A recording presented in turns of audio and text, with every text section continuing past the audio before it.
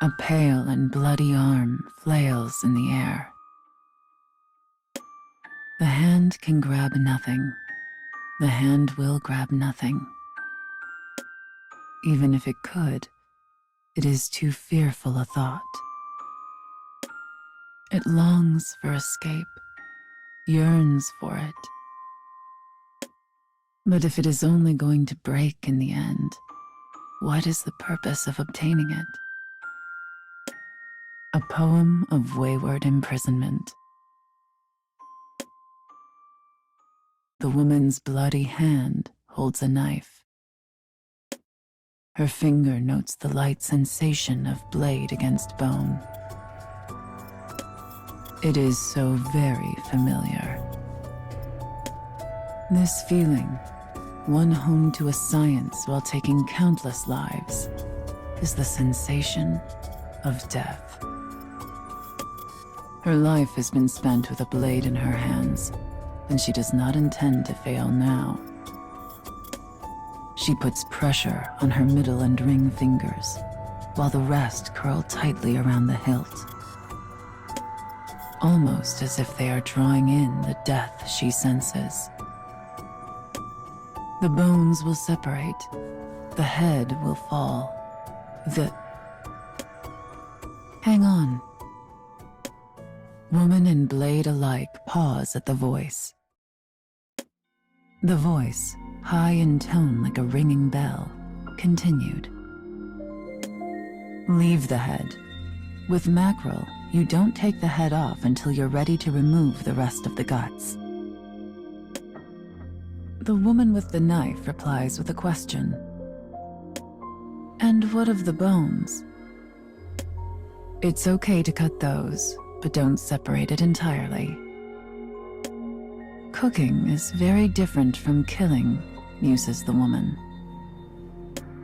Yeah, I suppose it would be, replies the speaker.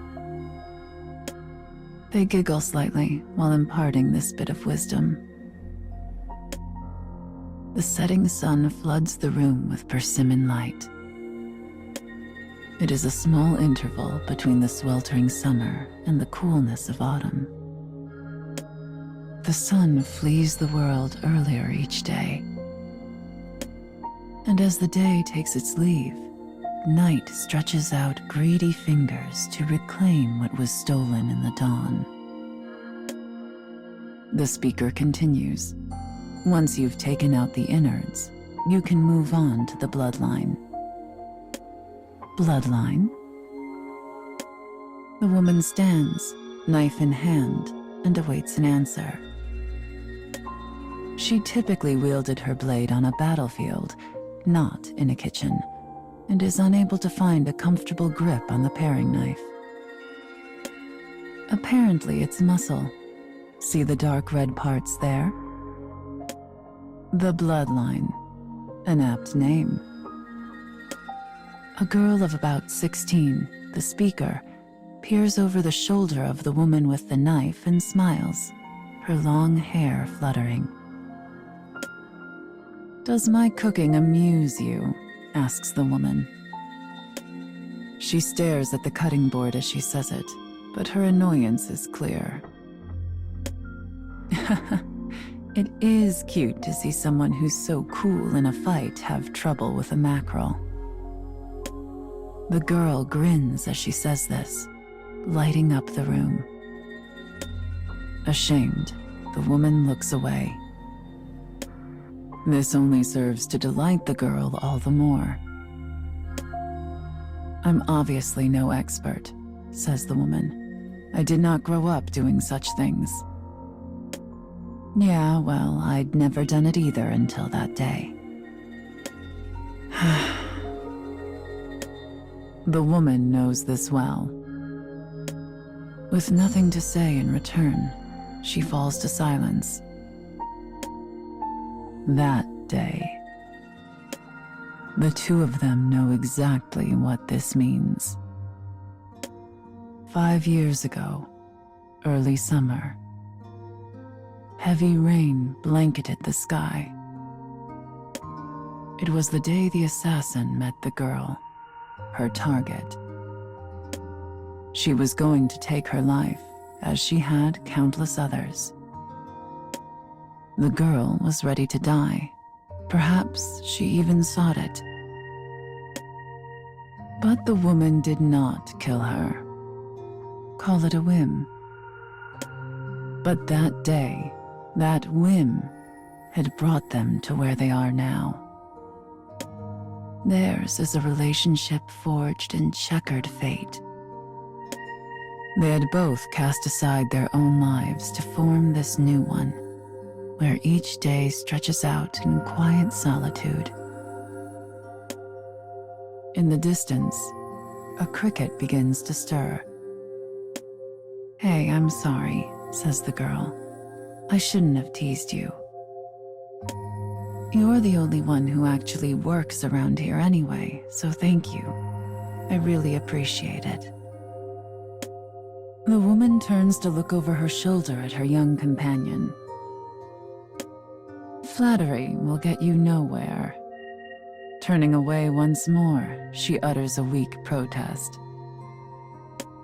But the girl knows this action is an admittance of defeat, and her radiant smile lights up anew. "Enough foolishness. Tell me what to do with this creature." "Well, you took the bloodline out, so now you have to wash it." The woman nods, picks the fish up off the cutting board, and dips it into a pail of cool water.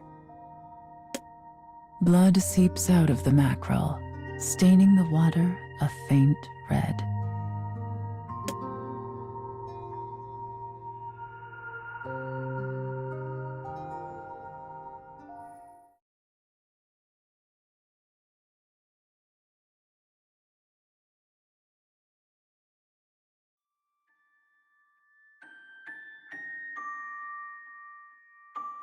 The flower reaches to the heavens above, gazing at the brilliant sun and indulging in fantasy. It will do so until the time comes that it blackens and withers, finally learning that it will never reach the sky. Petals unfurl, grasping delicate fingers. People fear such honest desire. We are scared to even desire at all. A poem of forgotten imprisonment. The woman looks at the fillet in her hand. Making cuts and inserting salt seems like a method of torture. There are no deep feelings or regrets behind the words. She says them as simply as someone passing the time of day. The girl, however, is taken aback. Well, sure, but mackerel's a bluefish, so you have to get the smell out." She is attempting to teach the woman a dish called mackerel miso. It is not a particularly difficult dish to make, and perfect for teaching someone how to handle fish. This is why the girl selected it. Now we let it rest, correct? She confirms each step of the process with the girl. They had divided responsibilities since they began living together. The woman has learned well her young charge's skill in the kitchen. Yep, once the salt gets in there, it'll draw out the moisture. But the girl has not always been skilled at cooking. It was a task she threw herself into after meeting the woman, and her first few years were littered with failed attempts. But now, 5 years later, she has acquired much culinary skill. This is both a testament to her hard work and proof of the time the two of them have spent together. Then, removing the moisture also takes away the smell? You got it. Oh, and we're also going to parboil it, so might as well get the water ready in the meantime. The girl pauses and knits her fingers together, looking at the woman shyly. So, have you ever actually done that? The woman's earlier comment is clearly still weighing on her. Torture, you mean? Not really. Oh, well, that's good. Killing was my job. Torture would be the domain of another. The conversation takes the girl back once more to that day. She remembers how the woman saved her life by taking out an entire battalion of samurai. Afterward, the young girl somehow managed to drag her unconscious savior out of the castle. She grabbed all the gold coins she could carry from her house and hurried in search of a doctor. Soaked from heavy rain and the woman's blood, her legs threatening to snap under her burden, she screamed for help until her throat was raw. As the woman lay bleeding on a tatami mat, she had said 4 words to the girl.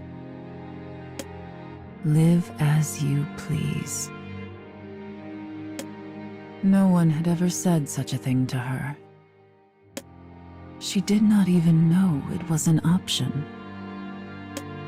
That was why she sought so desperately to save the woman, because she wanted to. But what the girl knows of the woman is only what she saw on that day and on the days since. How much pain and hardship had she truly experienced? The girl had felt a sudden awareness of the distance between them. A flock of birds flies off into the late summer sunset. Dark shadows bleed across the kitchen like spilled ink. "Sorry," says the girl. "That was a weird question. I probably shouldn't ask about, you know, that stuff." The woman does not think fondly of her past. The girl is very aware of this. But this night, it does not seem to bother her overmuch. "It's all right. I don't mind the question." The girl hesitates. "Yeah, but..." She does not like being placated. If someone wants to tell her no, it's far better for them to simply do so instead of pretending. But the woman is smiling, and the girl slowly realizes she actually does mean it after all. "I may hide my past, but that doesn't make it go away." The girl listens intently. "Besides, the two of us have few secrets from each other at this point, wouldn't you say?" The woman's eyes form a pair of crescent moons as she smiles. Her answer and her smile fill the hole in the girl's heart. "Thanks." "Of course." Satisfied, the woman turns away.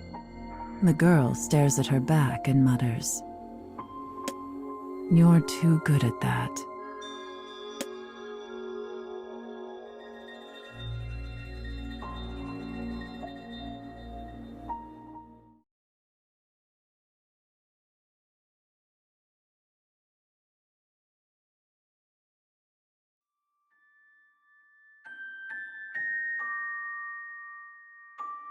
Some say a flower is most beautiful when its petals begin to fall.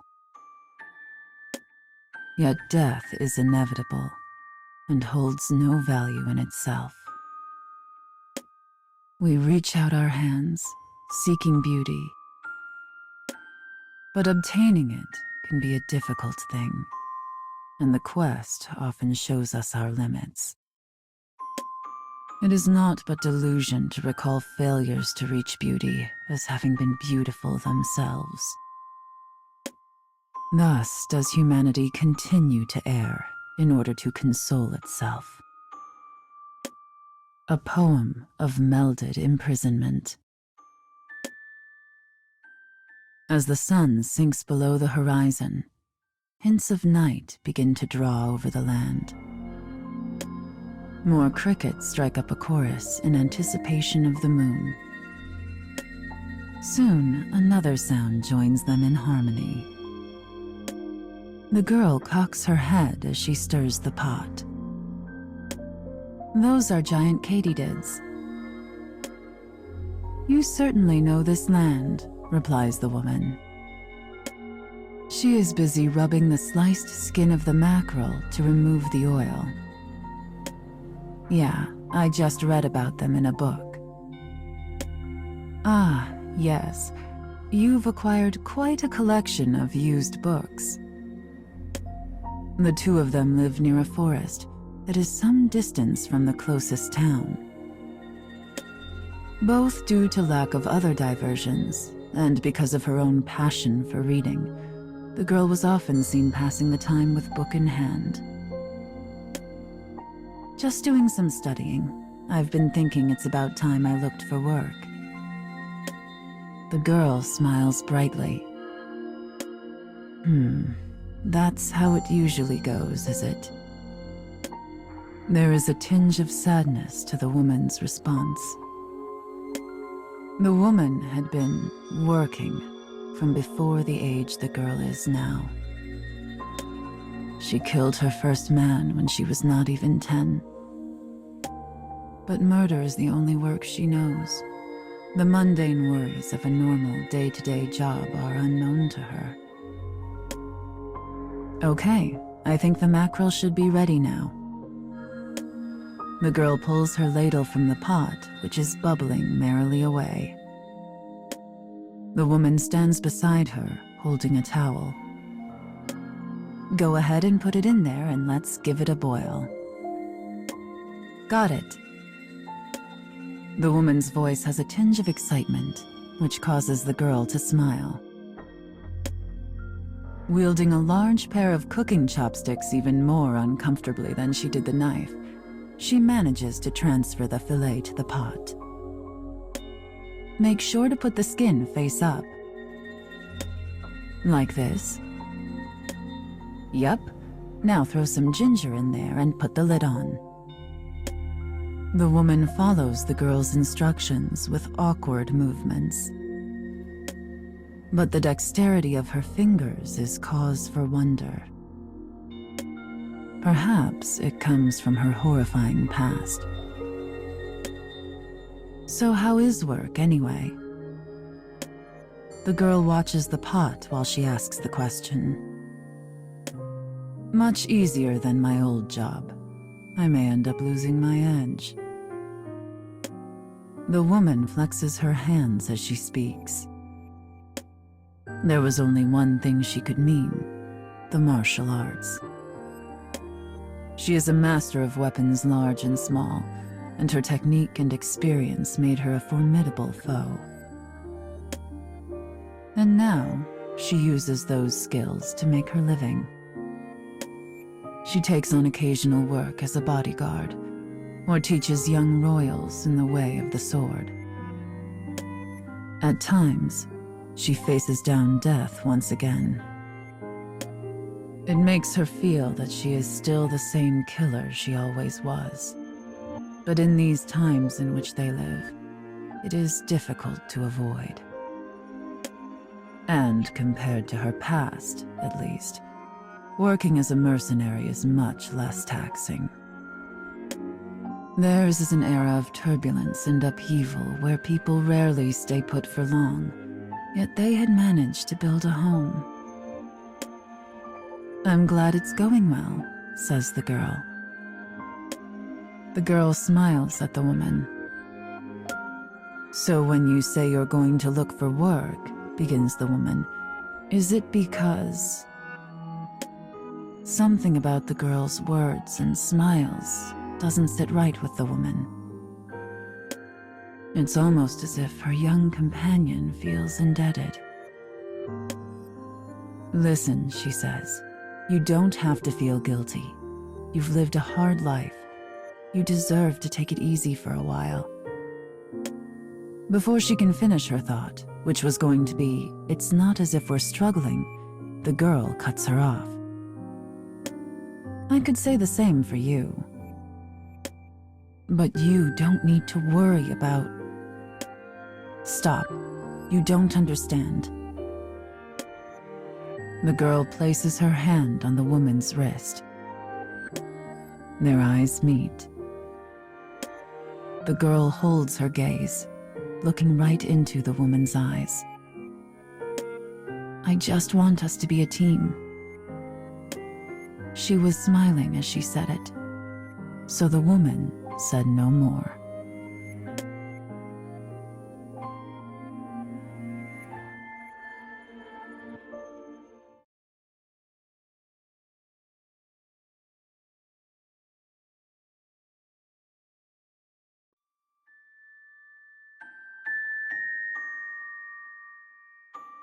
One earns many scars over a long life.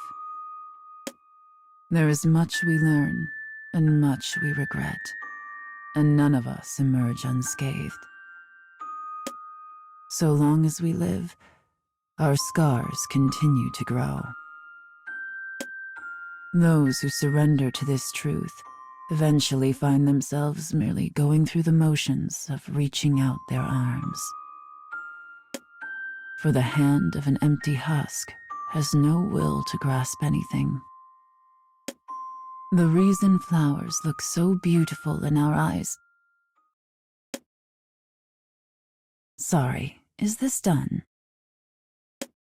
The woman's voice breaks the silence as the girl dishes up spoonfuls of rice into bowls. Black night mingles with shades of azure, light purple, and crimson. The clouds in the west are dark, those in the east, light. The sky is a complicated palette, waiting for the upcoming darkness to sort itself.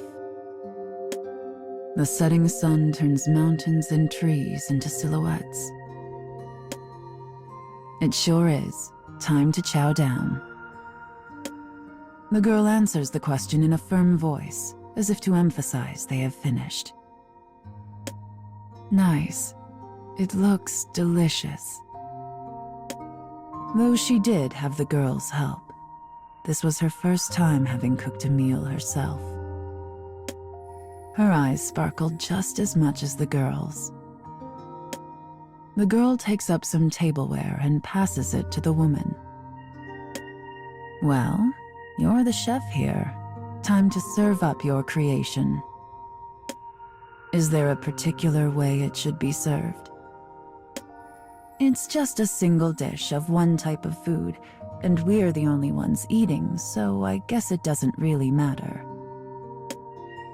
Using the ladle, she gently scoops up a portion of the well-boiled mackerel and places it onto the plates. She pours more of the broth over them and sprinkles chopped green onion on top. The dish is complete. The woman gazes at her plate as if truly moved. The scent of miso and ginger causes her stomach to rumble. "It's getting pretty dark, so let's hurry up and eat. I've already set up the rest." As she talks, the girl carries the rice bowls and her plate to the living room. The woman follows, carrying her own plate. They arrange themselves on cushions and press their palms together in thanks. "Time to eat," cries the girl. "Time to eat indeed," replies the woman. Rice bowl in hand, the girl asks the woman a question. "Hey, so what made you want to cook today?" Though she had chosen the dish and provided instruction, it had been the woman's idea for them to do so. While she had helped in the kitchen over the past 5 years, she had never once mentioned wanting to cook herself. "Oh, I don't know," says the woman as she nibbles her rice. Work just finished up early today. Well, that, and the rice seems to stick in her throat, but she forces it down. This was something I used to see a lot.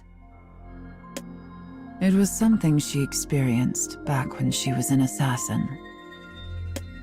I would see families talking about what to have for dinner, or parents cooking with their children, or... She trails off, lost in thought. She had witnessed these scenes as she passed to missions or from them, peering at happy families behind lamplit windows. And for a child who had never seen her own parents smile, it seemed a world almost impossibly out of reach. I thought I would never have a life like that. The woman sighs softly. The girl sits quietly and listens. So I suppose I wanted to see what it was like. Once she says this, the woman casts her eyes down, seemingly at a loss for words. Silence spreads across the room. If not for the cries of insects, time would have no meaning. More silence. Finally, the woman breaks it. I just wanted to stand in a kitchen with someone like we did today. She smiles to hide her embarrassment, something the girl has never seen her do before. I see, says the girl. Her reaction is neutral, expressing neither sympathy nor empathy. She then asks a single question. So, how's the food you made yourself? It is enough. They share a smile. Sweet, actually. More so than I thought it would be. The reason flowers look so beautiful in our eyes is because they do not know of surrender. Even with broken stems, they carry on. They look fearlessly toward the heavens, full of childlike wonder, until the moment their lives are snuffed out. And we are so envious of this, we find we must look away. A poem of eternal imprisonment.